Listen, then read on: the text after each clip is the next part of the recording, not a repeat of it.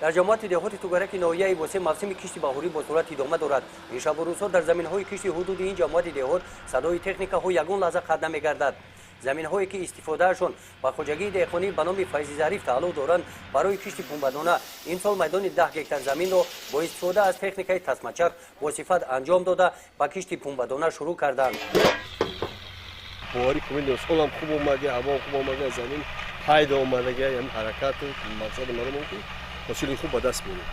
در کشتی پنبه‌دانه کارمندان ریاست کشاورزی ناحیه بوسه با میدان کشتزار برآمده در پهلوی دهقانان میباشند.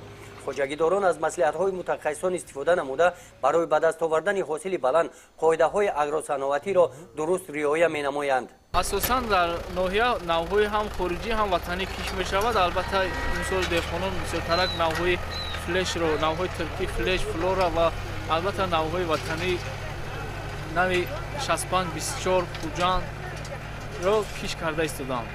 در ناحیه واسه جماعت دهات توگرک در سمت کشاورزی از جهت حاصلناکی یکی از استحصال کننده اساسی پخته به حساب رفته درآمد اساسی ساحه کشاورزی جماعت به این سمت وابسته میباشد.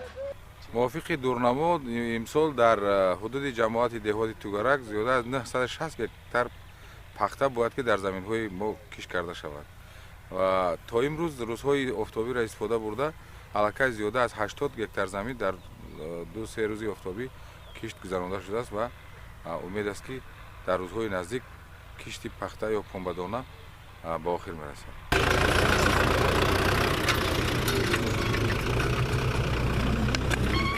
طبق معلومات ریاست کشاورزی ناحیه واسه برای سریع وقت و با صفت انجام دادن کشتی پنبه‌دانه در همه جماعت‌های دهات متخصصان سفربر کرده شده کشتی پنبه‌دانه طبق نقشه پیش بینی شده ادامه دارد.